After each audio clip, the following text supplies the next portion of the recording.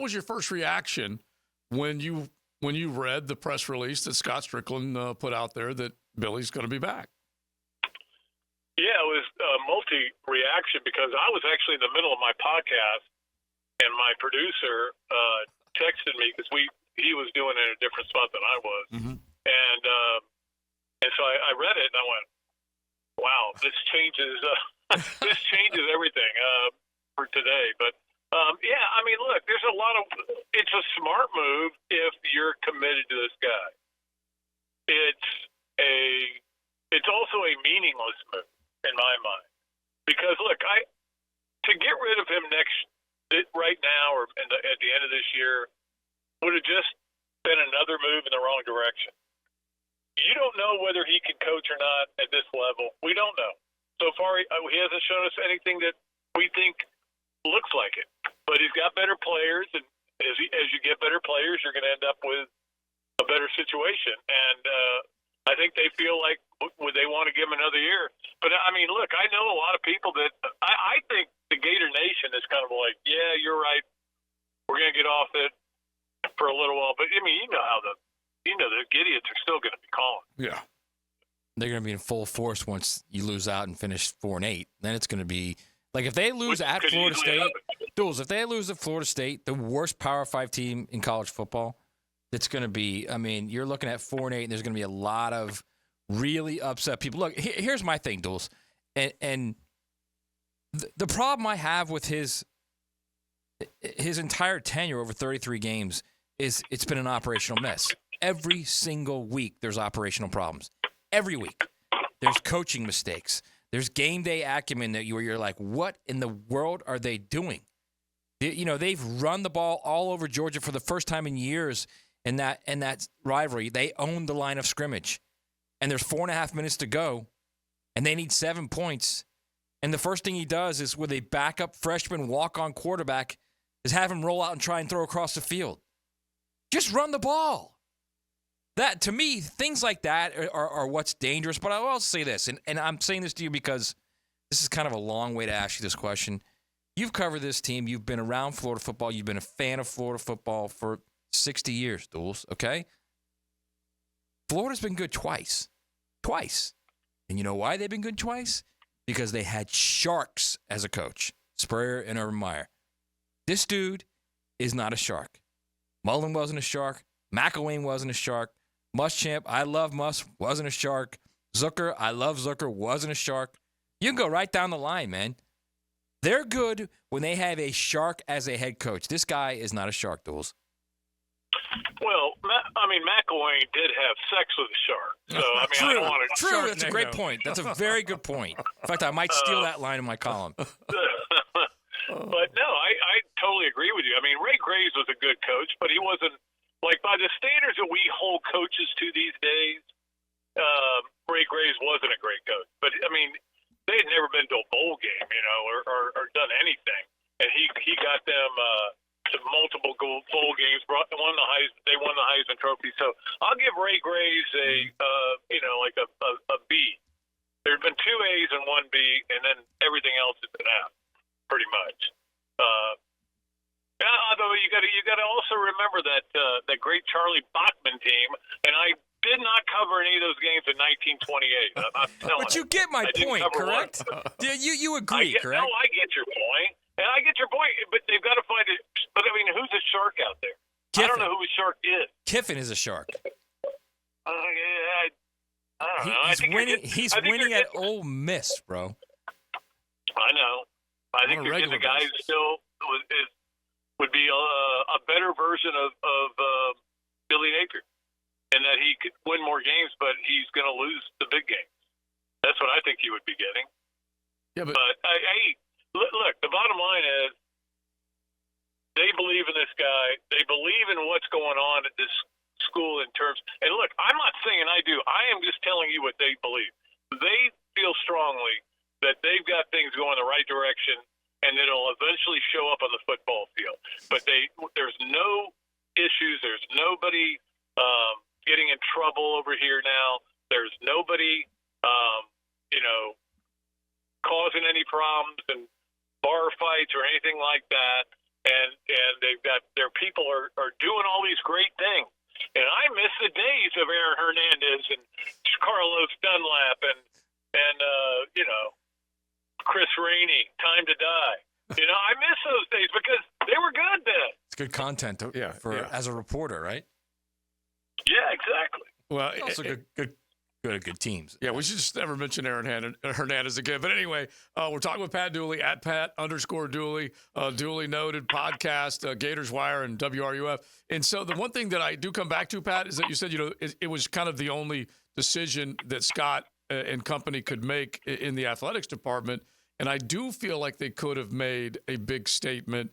Matt maintains they have the cash, they have the booster support, but I think they could have made a big statement because you can't accept the level of success that University of Florida finds themselves in right now. They have fallen into basically football anonymity right now. They've fallen and they can't get up. Yeah. That's part of the problem.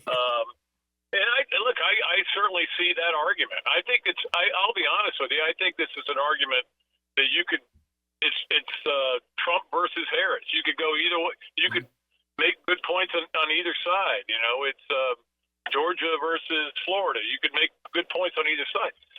Like anything, everybody's going to have different opinions, but I think that to do that, okay, so first of all, let's just start off with the math on this. $26 million for his buyout. Yeah. All the buyouts you have for assistant coaches that are all on 2-year deals. It's about 28 total is what it is, yeah. There's a lot of people there. A lot of people that are working there that are on 2-year contracts that you'll have to pay off. And then you're going to have to go get a guy you're going to have to pay way more money to. Then you're not going to get him for Napier money.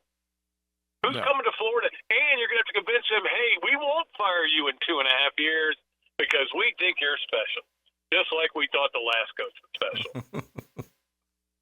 So, I mean, I understand it from both angles, but my feeling is Florida, I was going to wait until the end of the season, until we got deep into the season. When I say deep, I mean like 11 games. And then kind of say whether I thought he was coming back. I think the lead in this story, believe it or not, and Matt and I have written a lot of stories in our lives. And one thing we occasionally do, and we get mad when we realize we did it, is we buried the lead, right? To me, the lead of this story is that Scott Strickland's still in charge over there. And anybody who thinks his authority's been usurped, you found out today that he is still the man. Yep. Whether you agree with him or not, whether you like his hires or not, he just hired a women's tennis coach whose wife was from St. Augustine, so I'm in favor of that. So, I look, that was the story to me, was that Scott Strickland is still in charge. Not only that basically Ken Fox gave him that power and said, you do it. You do whatever you got to do. It's yours. It's your decision. Because Ken Fox is obviously as an interim, and he's not going to ruffle a lot of feathers anyway. Ken Fox wasn't going to fire Billy Napier.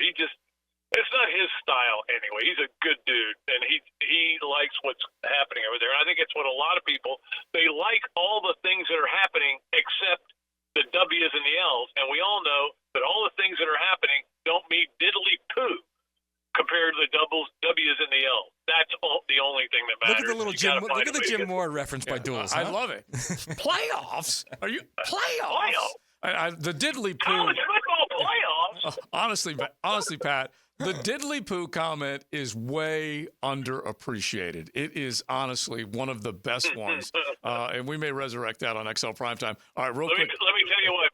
My wife, whenever I say to her, I'll go, I think they can make the playoffs this year. And she goes, playoffs? I mean, so she is the perfect woman for me. Oh, it's the best. It's the best. All right, so as we just said, Pat has seen a heck of a lot of Florida football, so we'll just say goodbye on this.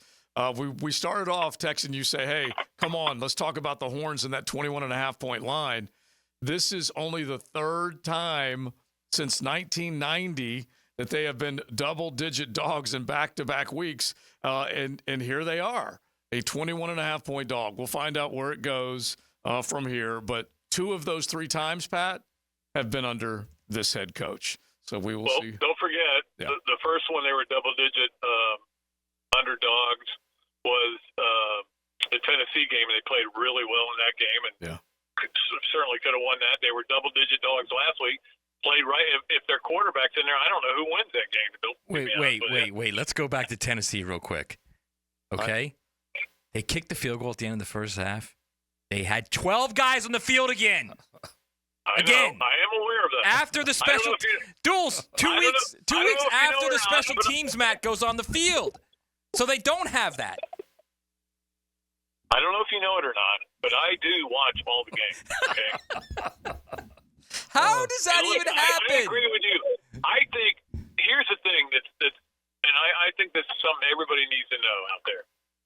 Scott Strickland had told me this a long time ago, and he may have totally changed his philosophy on this. He probably has. That he would never tell a coach who to hire about anything, because then they can blame you as the AD for making me hire this guy.